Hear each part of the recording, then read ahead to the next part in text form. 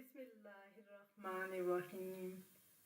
आज हमारा फ़िक़्ह इस्लामी course start हो रहा है। फ़िक़्ह इस्लामी दीन को समझकर जीने का नाम। फ़िक़्ह इस्लामी क्या है, इसकी बुनियाद, इसका इर्तिक़ा, इसके लुग़वी और इस्तिलाही मानी और मौजूदा दौर तक हम इसका स्टेप बाय स्टेप मुताला करेंगे। फ़िक़्ह इस्लामी महज एक नज़रियाती इल्म नहीं है, बल्कि ज़िंदगी गुजारने का अमली तरीका है। ये वो रोशनी है जो कुरान और सुन्नत से हासिल होकर हमारी रोज़मर्रा ज़िंदगी के हर कदम पर रहनुमाई करती है।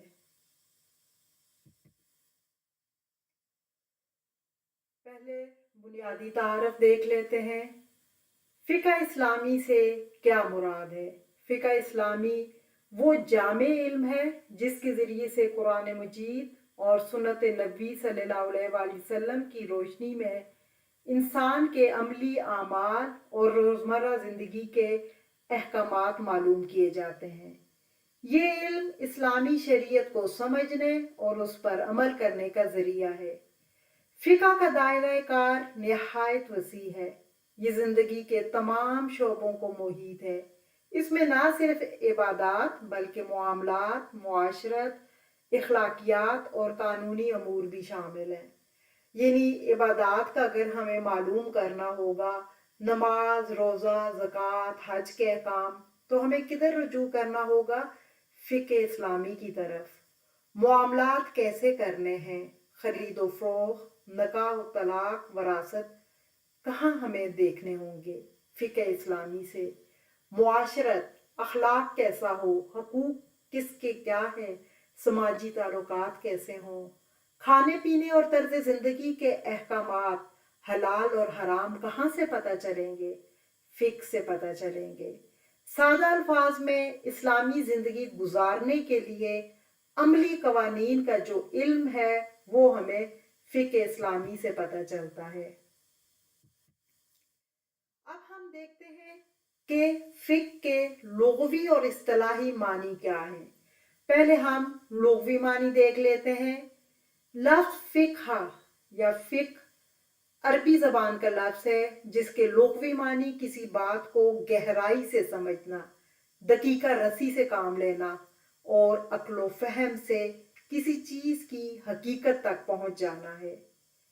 कुरान में आप देखें, सूरह तौबा की आयत नंबर 122 में अल्लाह ताला कहते हैं, लियतफ़क़्क़हू फ़िद्दीन, तर्जमा, ताकि वो दीन में समझ बूझ पैदा करें। इस आयत से मालूम होता है कि फ़िक़्ह महज सतही इल्म नहीं है, बल्कि गहरी समझ बूझ, बसीरत और दानाई का नाम है। इस्तिलाही मानी। इस्तिलाह में फ़िक़्ह से मुराद ये है कि शरई अमली अहकाम को उनके तफसीली दलाइल से जानने का इल्म। ये दलाइल चार अहम माखज़ से हासिल होते हैं। कुरान मजीद से जो कि अल्लाह ताला का कलाम है, हदीस और सुन्नत से जो कि नबी करीम सल्लल्लाहु अलैहि वसल्लम की तालीमात पर मुश्तमिल है, इजमा कहते हैं किसी दौर के उलमा का किसी शरई मसले में एक बात पे मुत्तफिक हो जाना। क्यास कहते हैं किसी चीज को किसी चीज से तशबीह देना या इस्तिदलाल करना। इसकी मिसाल आप ऐसे देख लें कि जैसे कुछ अहकामात ऐसे हैं, कुछ मसाइल ऐसे होते हैं जो उस दौर में नहीं थे। जैसे आजकल आइस या इस तरह के नशावर चीजें हैं जो उस दौर में नहीं थी। तो फिर क्या होता है, उस दौर में जो नशावर चीजें थी उसके ऊपर कियास करके और उसके अहकामात को देखकर किस हद तक नशा आता है इस चीज से, उसके मुताबिक जो है वो हुक्म दिया जाता है या फैसला किया जाता है। यानी फ़िक़्ह में सिर्फ हुक्म जानना काफी नहीं होता, बल्कि ये जानना भी जरूरी होता है कि ये हुक्म क्यों है और किस दलील पर मबनी है। अब हम देखते हैं फ़िक़्ह इस्लामी का तारीखी इर्तिक़ा। तारीखी इर्तिक़ा का मतलब होता है स्टेप बाय स्टेप कैसे डेवलप हुआ कोई चीज। तो हम एक एक स्टेप देखेंगे। फ़िक़्ह इस्लामी की तश्कील और तरक्की एक तवील और मुसलसल अमल रहा है। یہ ایک دن میں مکمل نہیں ہوا بلکہ مختلف ادوار میں ترقی کرتا رہا اور آج اس شکل میں ہمارے سامنے ہے۔ اس کے مختلف ادوار کو ابھی ہم سرسری نظر سے صرف دیکھیں گے، انشاءاللہ آگے کے لیسنز میں ہم اس کو ڈیٹیل سے بھی دیکھیں گے۔ سب سے پہلے عہد نبوی صلی اللہ علیہ وآلہ وسلم، فقہ کا سنہری دور، جب اصل ماخذ، اصل مصادر یعنی قرآن اور نبی کریم صلی اللہ علیہ وآلہ وسلم کی سنت تھے۔ مسائل کا حل ہمیں براہ راست وحی کے ذریعے ملتا تھا اور اختلافات نہ ہونے کے برابر تھے۔ یہ دور فقہ کی بنیاد کا دور تھا۔ اس کے بعد عہد صحابہ کرام آیا۔ رسول اللہ صلی اللہ علیہ وآلہ وسلم کے اس دنیا سے جانے کے بعد نئے مسائل سامنے آئے۔ صحابہ کرام نے قرآن اور سنت کی روشنی میں اجتہاد کیا۔ اس دور میں مختلف علاقوں میں فقہی رجحانات بننے لگے اور فتاویٰ کا سلسلہ شروع ہوا۔ پھر عہد تابعین آ گیا۔ اس دور میں فقہی مدارس کی باقاعدہ بنیاد پڑی۔ عراق میں امام ابو حنیفہ کی قیادت میں اہل رائے کا مکتب فکر اور مدینہ منورہ میں اہل حدیث کا مکتب فکر قائم ہوا۔ پھر اس کے بعد ائمہ مجتہدین کا دور آیا، فقہ کا سنہری دور، جب چار عظیم ائمہ کرام امام ابو حنیفہ، امام مالک، امام شافعی اور امام احمد بن حنبل نے فقہ کو منظم اور مدون کیا، اصول وضع کیے گئے اور فقہی ذخیرہ مرتب ہوا۔ پھر اس کے بعد تدوین اور تقلید کا دور آیا، فقہی کتب کی تالیف ہوئی اور مذاہب کی منظم شکل اختیار کرنے کا دور آیا۔ بڑی بڑی فقہی کتابیں لکھی گئی اور عام لوگوں کے لیے تقلید آسان بنائی گئی۔ اور چھٹا، موجودہ دور، جدید مسائل جیسے میڈیکل، بینکنگ، ٹیکنالوجی اور عصری معاملات میں فقہی رہنمائی۔ فقہ اسلامی آج بھی زندہ اور قابل عمل ہے اور فقہی کونسلیں اجتہاد کر رہی ہیں۔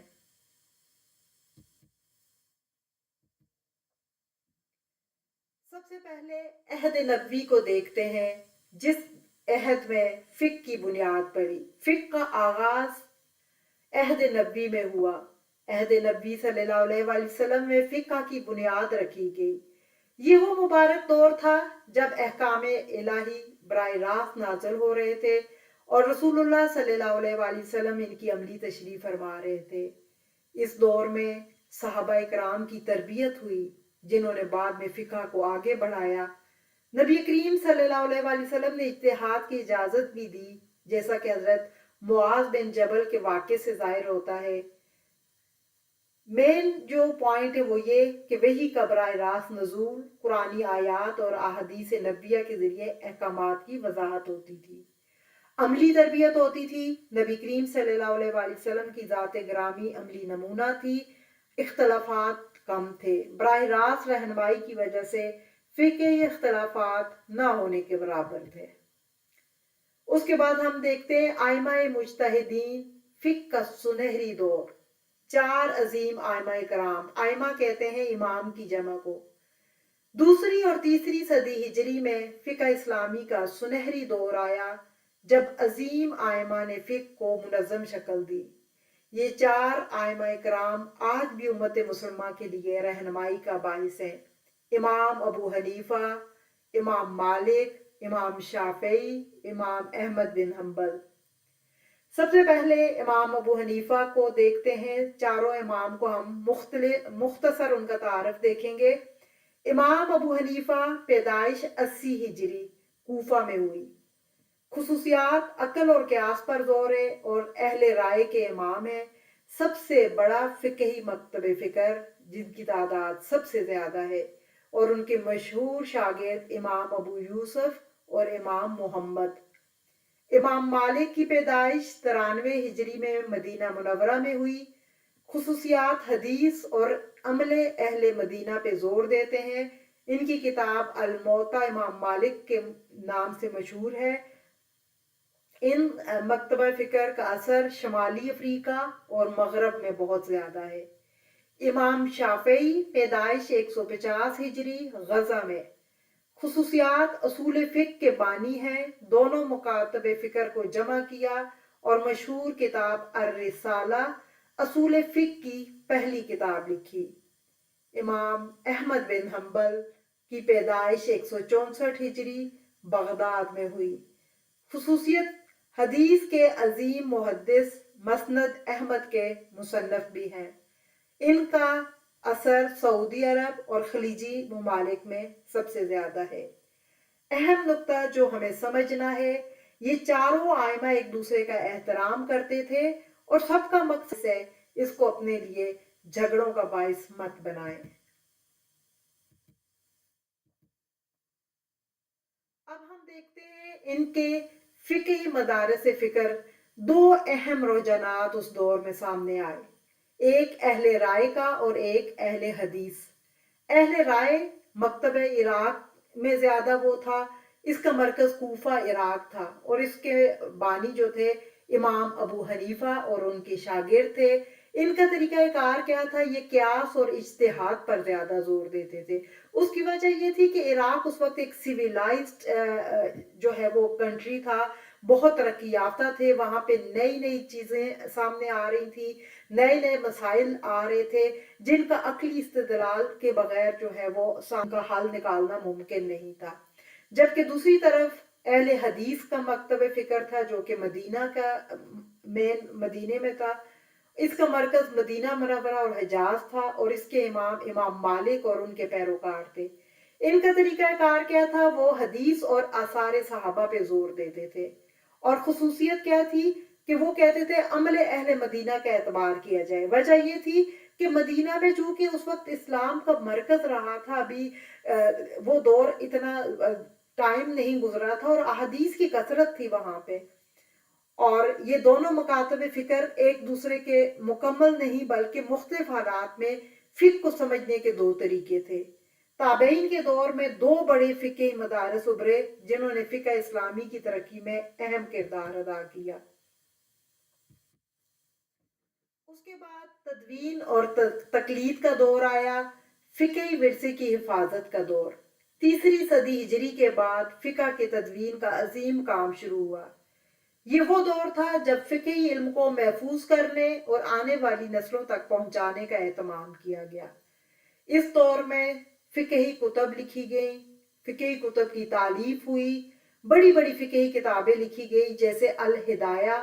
اگر آپ کو فقہ کے لیے کوئی کتاب پڑھنی ہو تو جو اس کے بالکل بنیادی مصادر ہیں، الہدایہ، المبسوط، المغنی، جو کہ آج بھی حوالے کی حیثیت رکھتے ہیں۔ اس کے بعد مذاہب کی منظم شکل دی گئی۔ چار بڑے مذہب حنفی، مالکی، شافعی، حنبلی منظم طور پر قائم ہوئے اور ان کی تعلیم کا نظام بنا۔ پھر اس کے بعد تقلید کا آغاز ہوا۔ عام مسلمانوں کے لیے کسی ایک امام کی تقلید آسان بنائی گئی تاکہ وہ آسانی سے دین پر عمل کر سکیں۔ عالمی پھیلاؤ، مختلف علاقوں میں مختلف مذاہب کی تعلیم عام ہوئی اور فقہی علم کی حفاظت ہوئی۔ یہ تقلید کیوں ضروری تھی؟ کیونکہ ہر شخص اب براہ راست قرآن و حدیث کے احکام نہیں نکال سکتا تھا، اس لیے علماء کی رہنمائی ضروری تھی۔ تقلید اسی رہنمائی کا منظم طریقہ ہے۔ تقلید ہوتی کیا ہے؟ آپ کے ذہن میں یہ آ رہا ہوگا، تقلید کا مطلب ہوتا ہے کسی ایک امام کی فقہی آراء کی پیروی کرنا۔ یہ ان لوگوں کے لیے ضروری تھا کیونکہ خود اجتہاد کی صلاحیت نہیں رکھتے جب آپ، تو کسی ایک امام کو یا اس کی آراء کو آپ نے فالو کرنا ہے، اس کو کہتے ہیں تقلید۔ اس کے بعد ہم دیکھتے ہیں موجودہ دور آیا، فقہ اسلامی کی جدت اور چیلنجز کا سامنا کرنا پڑا۔ جدید دور 21ویں صدی میں فقہ اسلامی نئے مسائل اور چیلنجز کا سامنا کر رہی ہے، لیکن اس کی خوبصورتی یہ ہے کہ یہ آج بھی زندہ، متحرک اور قابل عمل ہے۔ آج بھی آپ دیکھیں فقہی کونسلیں ہیں، آج دنیا بھر میں فقہی کونسلیں کام کر رہی ہیں۔ اسلامی فقہ اکیڈمی OIC کام کر رہی ہے، یورپین کونسل برائے فتویٰ کام کر رہی ہے، مجمع الفقہ الاسلامی کام کر رہی ہے، قومی اور بین الاقوامی دارالافتاء کام کر رہے ہیں۔ یہ ادارے اجتماعی اتحاد کے ذریعے جدید مسائل کا حل فراہم کرتے ہیں۔ ایسا کیوں ضروری ہے؟ کیونکہ جدید دور میں 21ویں صدی میں جدید مسائل سامنے آئے۔ اگر آپ طبی مسائل میں دیکھیں تو اب اعضا جو انسانی اعضا ہوتے ہیں اس کی پیوند کاری، جیسے جگر کی پیوند کاری ہونے لگی، آیا یہ حلال ہے، یہ جائز ہے، یہ منع ہے؟ پھر سیروگیسی جیسے کام ہونے لگے، پھر جینیاتی انجینئرنگ نے جب ترقی کی تو جینز کے اوپر کام ہونے، اب کلوننگ ہونے لگی، اسقاط حمل کے نئے نئے وہ طریقے. تو اس کے لیے اب ایک ضروری تھا کہ جدید دور کے چیلنجز کے سامنے رکھتے ہوئے اس ٹائپ کے جو ہے وہ کونسلیں قائم ہو اور وہ فقہی ان مسائل کا حل بتائیں. اگر آپ بینکنگ اور مالیات کو دیکھیں تو اسلامی بینکاری، پھر کرپٹو کرنسی جس کا پہلے کوئی تصور نہیں تھا، پھر آن لائن تجارت، ڈیجیٹل معاملات کے شرعی احکام، یہ جاننے کے لیے فقہی کونسلیں ضروری ہیں. ٹیکنالوجی جیسے سوشل میڈیا ہے، مصنوعی ذہانت، آرٹیفیشل انٹیلیجنس، اے آئی آ گئی، بائیو ٹیکنالوجی آ گئی، آن لائن تعلیم کے فقہی پہلو. تو آیا اس کے لیے کیا اب حل ہو، کیا ان کا جو ہے حکم ہوگا؟ پھر معاشرتی مسائل سامنے آئے، خاندانی نظام، حقوق نسواں سامنے آ گیا، جدید ملازمت، ماحولیات جیسے ماحولیاتی مسائل کی شرعی حل. تو اہم بات یہ ہے کہ فقہ اسلامی کی خوبصورتی یہ ہے کہ یہ لچکدار ہے لیکن اصولوں سے منحرف نہیں ہوتی ہے، یہ ہر دور کے مسائل کا حل رکھتی ہے.